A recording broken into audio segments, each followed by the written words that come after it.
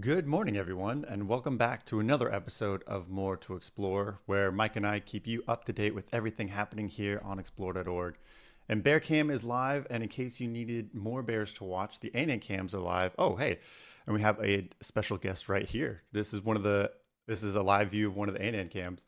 Um, but we have a lot happening today, and excuse me. So we'll take a look at more of the Anand cams and then also the new Macaw cams. And then, of course, we have the new Beluga Boat. So let's get to it. My name is Brian Bird, and I'd like to introduce my co-host, Explore.org's resident naturalist, Mike Fitz. Mike, good afternoon. Hey, good afternoon, Brian, and good day to everybody, no matter where you happen to be around the world. I'm glad to be here. And if you're new to Explode.org, welcome to the community and welcome back to all of our longtime viewers. We're the world's largest live nature cam network with about 190 live cameras all over the world. Some of them are only seasonal, some of them are year round, but they're all great in their own way. If you have comments or questions for Brian and I about the cams that we're talking about today, maybe some of our other cams, let us know. Which cams are you watching this week too? We can look in the comments to see what you might be checking out. I bet a lot of you are watching the brown bear cams in Katmai, but we do want to invite you to watch the cams at Anang Creek. And that's what we're looking at right now. We're looking at footage from Anang Creek in the Tongass National Forest. This is the largest national forest in the United States, and it also contains Earth's largest intact temperate rainforest. So that rainforest, or the national forest itself, is larger than the state of West Virginia. Just if you were to look at hectares or acres or however you want to mention it. Our cams here are in partnership with the U.S. Forest Service, and they give us a peek into the amazing landscape of the Tongass. They went online for the year recently. Anang Creek hosts one of the largest pink salmon runs in Southeast Alaska and is one of the most well-known bear viewing destinations in that state as well. Each year, about 200,000 salmon return to the creek, where waterfalls and rapids slow the upstream migration of salmon on their journey to their spawning grounds. Annan is a great place for bears to fish because rock slides and talus caves provide security and cover for bears. It helps them to avoid visual contact with humans and other bears, and it gives them greater security by having less chance of a surprise encounter. Annan also creates the special opportunity to see black and brown bears fishing in the same place and how they cope with the presence of each other. Brown bears are typically much larger, usually a bit more assertive and aggressive towards black bears. So I think we're likely to see the Aries black bears avoid brown bears in time and space. But this is really great bear habitat. The surrounding forest not only has salmon, but it is rich in berries. A diet of salmon and berries may be the ultimate bear diet since it includes the optimal mix of protein, fat, and sugar that bears need to maintain muscle mass and get fat before winter hibernation. The best viewing seasons for the cams are July and August, although bears are present throughout the summer and into early October. And we're still pretty early season for them right now. So I think we're going to see more and more bears showing up over the next few weeks. Brian, but we have multiple cameras at Annan to share with everybody. So let's talk about those right now, including with our returning cameras. If you watched these cameras last year, you probably recognize these. Brian, you mentioned to me just before the show that the Lower Falls and Caves cam that we're looking at right now is offline, but we expect to have that back online pretty soon, right? Yeah, so it should be pretty soon. And you see this lower falls and cave because you see a lot of bears in the cave here fishing. It's pretty cool. Yeah, this shows a couple of primary fishing holes that bears use on the opposite side of the creek from where the cams are located. So uh, this is called the Lower Falls and Caves cam. It's a really popular one. Yeah, look for bears to be hiding in those talus caves on the other side, fishing elsewhere along the river. Sometimes we'll catch glimpses of other things as well. I think recently people saw, oh, here it is, actually an Yeah. otter moving through. So river otter moving through the area. Uh, the other returning camera that you may recognize is the Observatory Fishing Hole 3 cam. This shows a fishing spot directly beneath the cam and some gorgeous views of the forest downstream. It just looks so lush, I think, from this perspective. And yeah, a healthy looking brown bear moving into that area. Uh, we have two new cameras though at Annan this year, new for 2025. First one that we'll talk about is observatory fishing hole number 4. So this looks upstream from the observatory at another primary fishing hole for brown and black bears. And then the other one is called the observatory forest view. This gives us a chance to see bears moving in and out of the creek, checking to see fishing conditions, maybe marking a tree even, and fishing nearby, lounging or relaxing. I've also heard that sometimes mother bears might park their cubs in this location as well as they go to fish. All of the cameras here are located at the infrastructure that people use when they go to visit Anang Creek in person. So it's very similar in that respect to the brown bear cams at Brooks River, which also use the existing infrastructure at Katmai National Park. So like the bears that we see on the brown bear cams at Brooks River in Katmai, most of the bears who use Anang Creek return year after year. So we can get to know them as individuals. Something around or somewhere around 40 to 60 black bears are seen here annually, with approximately half of them coming regularly. Brown bears are less common, although according to the U.S. Forest Service, about 4 to 8 brown bears use the lower falls on a regular basis. So I'm looking forward to seeing a few of these different bears, and the forest rangers have put together this great guide. You can find a link to that on the Annan cams on Explore.org, going to the info tabs and the partner tabs below the live camera feeds. I'm looking forward to looking for or looking at Goblin. Hopefully, Goblin will return because Brian, and we can see that in the image here, the rangers uh, at the Tongass National Forest have described Goblin as the most ridiculous, messy eater. He just sort of just shoves and squishes salmon into his face. So I think he'll just be a fun bear to watch. And I don't think that's a judgment on him either, that he's a messy eater. That's just his MO. So Goblin does his own thing. Goblin don't care. Brian, is there a bear that you're looking forward to seeing? One, I'm notoriously terrible at IDing bears, but I would love to get to know one of the more popular bears there. So if you're going to identify any one of them, probably Scuba Sue is probably a good one to start with. And so that's definitely one I'm looking to see. And apparently she's a great diver under the water, how she got her name. Yeah, so she'll be fun to watch in the near future. And we'll also remind everybody too that we're going to have a few live chats led by U.S. Forest Service Rangers at Annan this summer. We don't have them scheduled yet, but they should be coming, and we'll let everybody know as soon as we get this scheduled. We did have an audience question come in about Annan Creek. Tom wrote in and was wondering, how do the bears get to the caves at Annan? Do they go under the falls? The falls, as I understand it, at Annan, to answer your question, Tom, is more of kind of like a cascade than big drop-offs or anything like that. So they're really good at scrambling in between the rocks, down the rocks, over the rocks, whatever they have to do. So they don't necessarily need to go underneath the waterfall itself.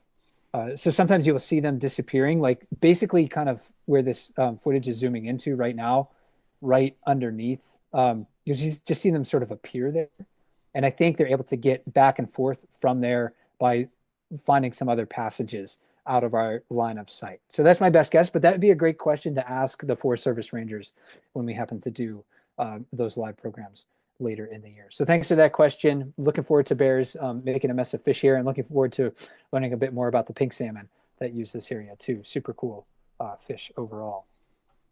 Brian, Annan Creek shows us a rainforest. It's a temperate rainforest, so different than sort of like the classic tropical rainforest that we're used to.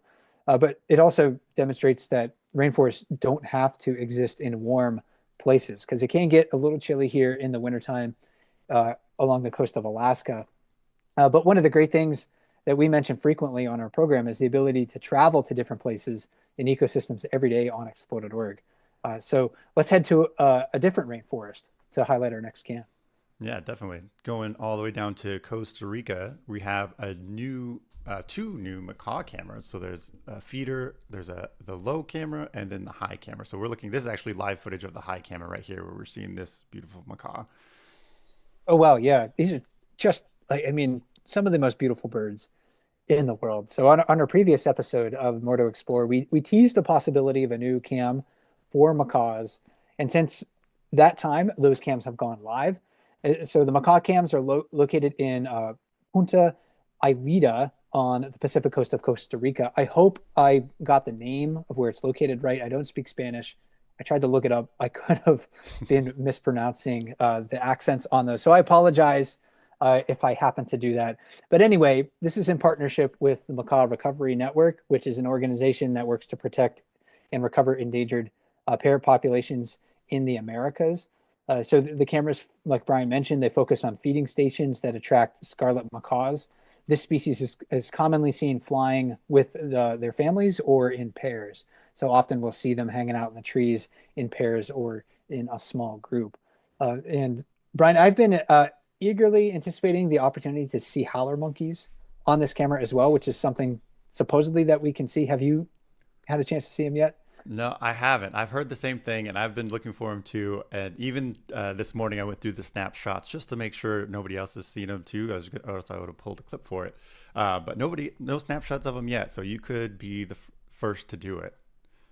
Yeah, that'd be awesome. So I invite our viewers to try to be the first person to take a snapshot or hear the howler monkeys on these cameras. So I'm still waiting to be watching at the right time to see those. I love listening to our cameras uh, as well as watching them, but listening, really helps to transport me to a place that I've never been. So the macaw cams, the great tropical forest background noise, if you want to put it up on your computer screen while you're working or whatever you happen to be doing, it's brought me a little closer to the tropical forests of Central America. And I'm looking forward to experiencing more of the life that we can see and hear on these cameras. Yeah, and speaking of, transporting from one place in the world to the other and listening to cams and places that you've never been to, especially underwater. One of the best live underwater experiences on explore.org is the Beluga Boat, which should be returning soon. Yes, this is one of the best cameras I think that we have on explore.org. Among our suite of webcams, this one is really like any other in the world. The Beluga Boat, in partnership with Polar Bears International, provides live footage of the Churchill River estuary in Churchill, Manitoba. There are thousands of beluga whales that gather here every summer, and this cam is special because of what you can see here. You're not just seeing whales, you're under the water watching the whales. You're watching families play in the boat's wake, you're hearing their songs and echolocation clicks. It's truly a unique wildlife watching experience. Beluga boat season is coming up very soon. It's just around the corner. And to help us learn more about the technology of the Beluga boat and some special efforts to get the boat back in the water for 2025, I spoke last week with BJ Kirchhofer, who's a field technician for Explore.org. He's been working hard on building a new Beluga boat, and here's what he had to say. BJ, great to speak with you. And I see the new Beluga boat behind you. Yeah, exactly. It even came in PBI blue or Beluga blue. So we're pretty pumped about it. It's great to be here with you today, Mike.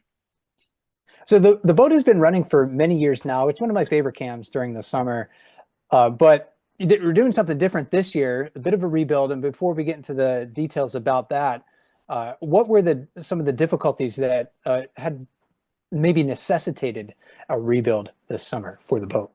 Yeah, so towards the end of the season last year, Canadian Coast Guard helped us identify that the boat that we were using was a home-built boat, and it was going to be very difficult to get it certified correctly in order to operate. And so I actually went up to Churchill in March and went and grabbed the old one. There it is in the background, because doing work up there is quite difficult.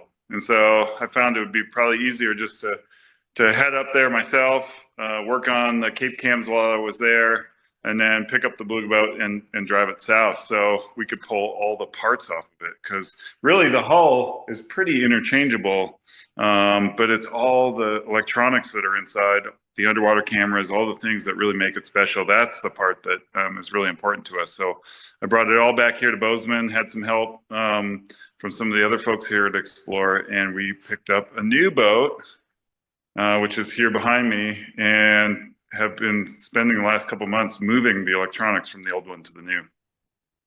And I understand it. You had to go to Churchill, get the boat, bring it back to your home base. What was that journey like, especially since the Churchill isn't accessible by road? Yeah, it's pretty wild. Believe it or not, you can take a train to Churchill. You can't drive, but you can train or you can fly there. So I left Bozeman, where I live, in my truck, drove for 2 days, stopped at a friend's house about halfway up, and then arrived in Thompson, Manitoba, where essentially the paved road ends. About 5 p.m., I jumped on a train and then spent overnight. There was a nice little, kind of little berth in there. I had my own little bathroom, and by 9 a.m., I was in Churchill the next morning. So was able to kind of pick up the old boat with some help with some friends in Churchill, and we put it on that same train going south. So it was ready for me when I got done with all the other work that had to be done in Churchill. Let's also talk about how the boat works. It's a boat, so it floats, it moves in the water, but it's able to capture and transmit webcam footage while it is moving. And that makes it pretty special because I think maybe nearly all of our other webcams on Explode.org are fixed in location. Yeah, I guess probably the polar bear cam on Buggy One might be the exception. Right. But yeah, so this one is pretty unique because of course we're on water and it isn't fixed, and so that stuff all happens up inside. It used to be back when we first started the Beluga Boat, we created almost like a cells network, and we had multiple hotspots the boat could hop to. Satellite internet has made our lives a whole lot easier. So we put an antenna up on the roof here that'll receive the internet signal, and then all that stuff gets piped down in here. And what we're really excited about this new boat is that we actually have this hard cabin. It allows us to get all of our electronics out of the weather, which if you watch the cam, especially on deck cam, like you know that the weather can be pretty nasty in the summertime. So this will keep everything high and dry. And underneath one of the back benches here, we've placed all of the gear. So we have everything from the stuff that provides power for the internet to the wireless gear, so that Kyron and Tara can speak with their wireless headsets and kind of interpret what's going on around them as they drive the boat. So yeah, you mentioned it, you had to move a lot of the electronics over. Was that most of the job with the rebuild, or were there other details that you needed to pay attention to? Yeah, I had some help with one of our contractors that lives in Hawaii. Mark came along and helped. He actually drove the boat from Oregon, where we found it, and purchased it used over here to Bozeman. He helped me move. There was some controls for the dual motors, and one of the motors on the old boat was newer than the one here. So we did a lot of swapping. Anything that was of value on the old boat, we pulled it off and then kind of integrated it here into the new boat. So it really was not only electronics, there was a lot of the kind of the navigation stuff, as well as the propulsion and steering and things like that. So it was really everything that we could save from the old one, we went ahead and pulled off and put on the new boat here. Well, it sounds great. I'm looking forward to seeing it back in the water. When is it heading back to Churchill? The goal is to have it head back a few days before the 1st of July. And then it'll start the reverse journey. Someone will drive it from Bozeman here on up to Winnipeg, and then it'll either get put on the train in Winnipeg or driven up to Thompson and sent on the train. And we're hoping by mid-July we'll be streaming live. All right, and I'm looking forward to that. And I think when you get it back in the water, it'd be a bit of a sense of satisfaction for you.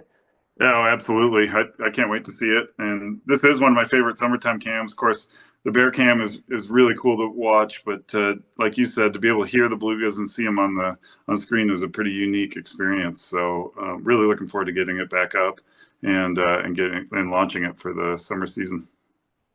Well, thanks so much, BJ, for joining me today and sharing with us a little bit of knowledge about the Beluga Boat.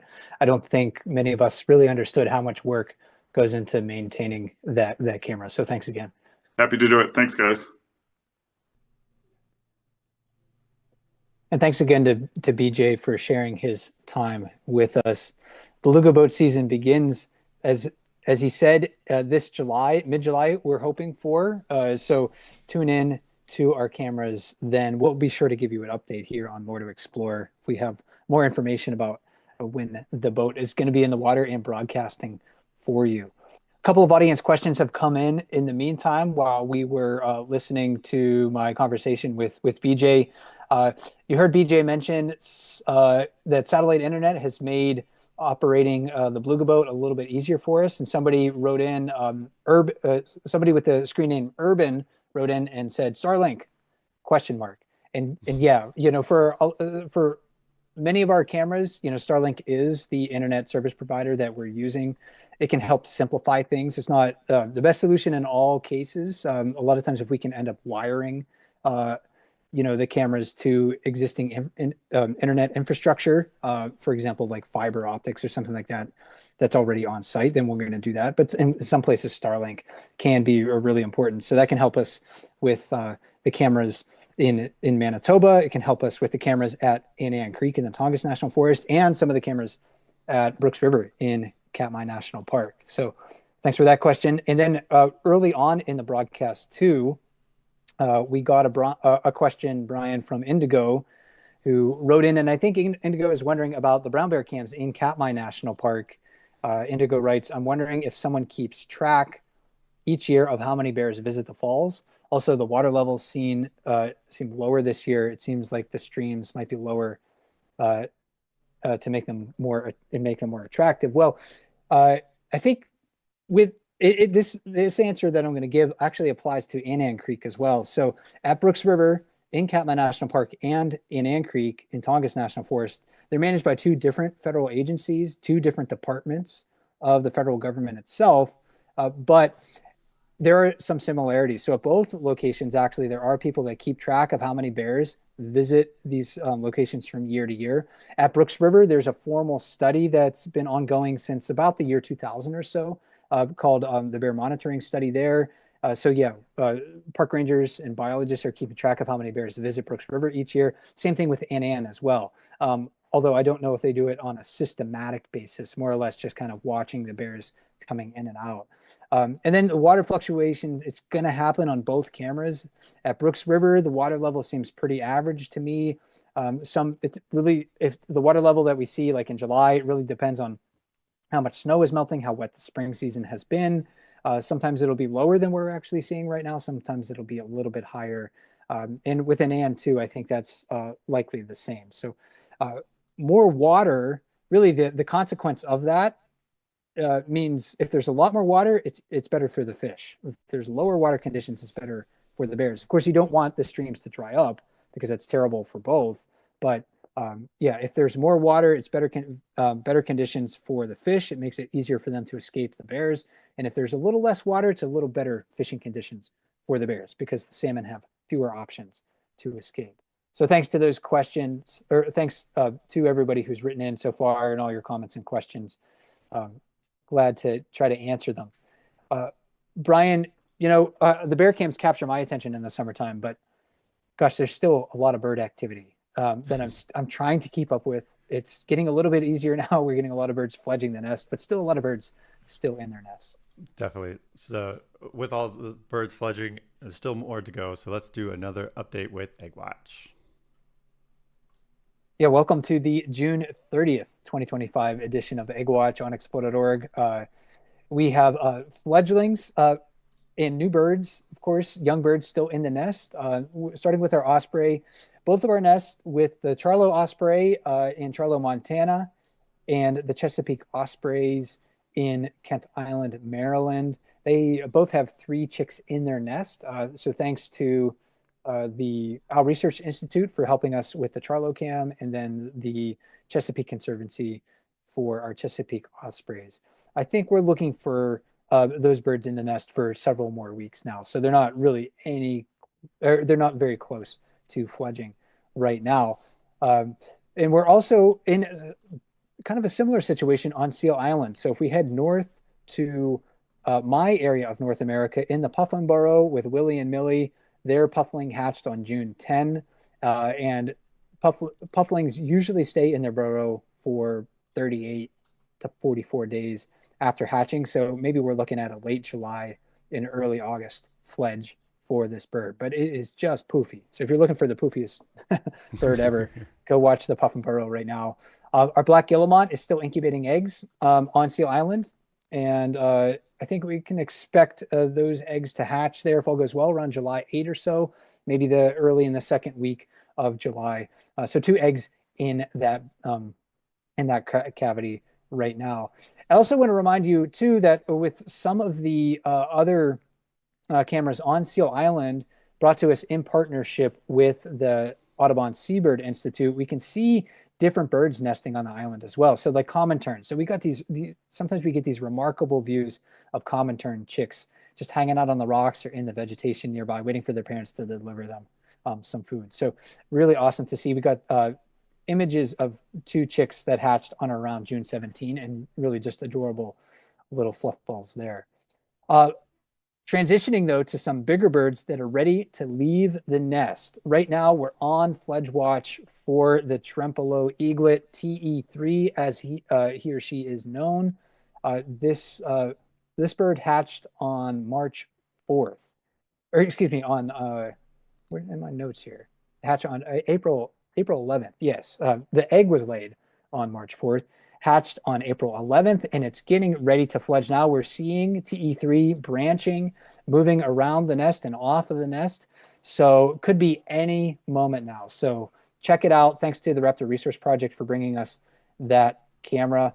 Then with our peregrine falcons, I want to congratulate the parents at these nests and the fledglings, because they've all left at various times. So with Great Spirit Bluff, there were 4 chicks in this nest, and they all fledged by around June 19 or so. And then with Castle Rock, which is on the Mississippi River as well in Wisconsin, they all fledged around June 22 or June 23. And thanks to the Raptor Resource Project for partnering with us for the Eagle Cam at Trampolo, and also our peregrine falcons on the Mississippi River. With wading birds, we're also on fledge watch for our great blue herons. They are just about to leave the nest at any time. They're moving around the nest area, moving to different branches. We may not see them take like a direct flight from the nest, but we may see them move from the nest and sort of just not come back. But we're on fledge watch for them right now. So they stay 7 to 8 weeks in the nest, and late June are the estimated fledge time for them. So they could come out of the nest anytime. And then spoonbills and alligator cam in Florida. Again, we're not watching a specific nest there, but still tons of wading birds to see, lots of different nestlings to check out. So that's in partnership with our alligator farm, or with the Alligator Farm Zoological Park in St. Augustine, Florida. Finally, let's head across the Atlantic to South Africa with our African black eagles, also known as the Verreaux's eagle. The chick here hatched on June 12 or 13, or at least that's when we could first see it. If you are a watcher of the show regularly, you may remember that last time we had the show, I said that this chick hatched on June 15. Actually, I just didn't look far enough back in the comments and also the screenshots. So the viewers helped to inform me that the correct date of this hatch is June 12 or June 13 or so. So I just had to review more snapshots. And again, thanks to everybody who does take snapshots of these animals, because it helps to record the behavior and basically the phenology of the lives of these animals better than any single one person can do. And we're looking for a fledge time of our African black eagle in another like 80 days or so. So a long time with this bird in the nest. And thanks to the Salati Wilderness Foundation and Africam for partnering with us for that camera. And then the very last nesting cam that we're talking about right now, Stony Point penguins, one of my favorites over the last few months. This is a critically endangered species. We were watching 2 African penguin chicks growing there, and they're getting pretty close to leaving the nest, but not yet. I think we still have maybe at least a few more days, if not a week or more with them. But they've lost most of their sort of baby feathers, and they have more of their juvenile feathers growing in right now. So this has been great to watch. I've enjoyed watching them, and Africam is partnering with us there along with BirdLife South Africa. And we'll continue to watch these nests in the coming weeks. Be sure to go to explore.org anytime to watch the devotion of these birds to their eggs and their offspring. Awesome. Thanks so much, Mike.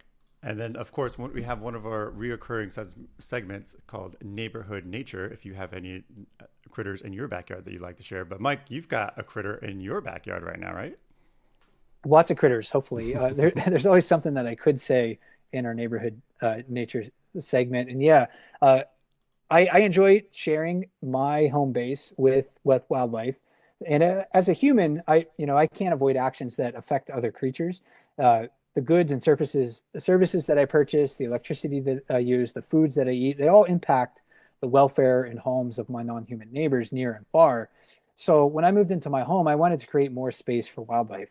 One of the ways that I did that was by eliminating the lawn and planting gardens and meadows where animals can live. So I figure I need to do as much as I can to live alongside wildlife. So my garden, it's experienced pretty limited success so far. I didn't need to share a photo of how poorly my tomato plants are growing, for example. But I need to improve the soil. I need to find plants that slugs won't obliterate. That's another challenge that I've been working through. But I've had better success inviting animals into the space. I added a few small flat rocks to see if anything would use them as shelter. And on a whim last week, I lifted a few rocks to look underneath, and I found several red-bellied snakes. And this is a photo of the largest one I think I found. This one maybe 8-9 inches long or so. These are small, adaptable snakes that can live in a variety of habitats. They range from southern Manitoba to Nova Scotia, and then south to northern Florida, and then back west to Texas. Apparently, from what I've read, a lot of their diet consists of slugs, which are so numerous where I live that they've really hindered my gardening efforts. Perhaps the presence of red-bellied snakes is one reason why my strawberries haven't been destroyed by slugs this year. And this one was especially tiny. This one was maybe slightly longer than my pinky finger. Oh, So wow. only a few inches long. It was really great to see this little guy or gal in the garden. These are non-venomous snakes too, so I don't have to worry about that. But even if there were venomous snakes in my area, I'd still make room for them. I just do it with more caution. I'd probably not place like rocks, for example, that they can use for shelter in places where I might reach my hands, for instance. And I'd walk through those areas a bit more cautiously. There's a lot that we can do and should do to share the world with wild animals. Although, giving other creatures space to inhabit my garden, it's a small gesture. It's a meaningful one for me, and it matters for the snakes who can make a home alongside me. So if you have any snakes that you saw in and around your neighborhood, share them with us. You can write to feedback@explore.org. We'd love to know about that. Maybe we will also share them on a future broadcast. And Brian, yeah, we still have our featured form to solicit feedback. Yeah, so if you have any neighborhood nature stories you'd like to share or any feedback at all, you could always email us at feedback@explore.org, or we have our form here where you can find the link in the YouTube description for that. And speaking of other live events, we have a ton of live events now that Bear Cam is in full swing. But first, we have the AfriCam shows as our regular weekly shows. So we have the AfriCam show on Tuesdays at 7 a.m. Pacific. If you like going on a virtual live safari. And then, of course, we have on Thursdays the Wild Moment show, where you can see all the best clips from the AfriCam shows. And then as far as the Bear Cam lineup, it needed its own slide because there's so much happening. But later today, we have the YouTube chat Q&A. If you want to join that at 2 p.m. Pacific. On Tuesdays, we have our play-by-plays. And then, Mike, you're hosting the formal live chat on Wednesday, The Extraordinary Life of Sockeye Salmon. Yes, yeah. Ranger Sarah Bruce and I will be talking about how important salmon are to the Katmai ecosystem and really anywhere that they happen to be found. They are extraordinary animals. They're, I think, quintessential examples of determination in the face of challenge. So please join us for that program coming up later this week. Definitely. And then we have our second play-by-play on Thursdays. And then, of course, the explore.org chat Q&A. It's not going to happen this Friday because it is 4th of July, but you can look forward to that next Friday. So definitely check out all those events. Definitely check out the the brown and black bears at Anang Creek. And that's all the time that we have for today. So I want to thank you all for joining us. And I'd like to give, of course, a special thank you to all of our moderators, camera operators, and my co-host, Mike Fitz. And join us next time for the next More to Explore on July 14. And until then, happy exploring.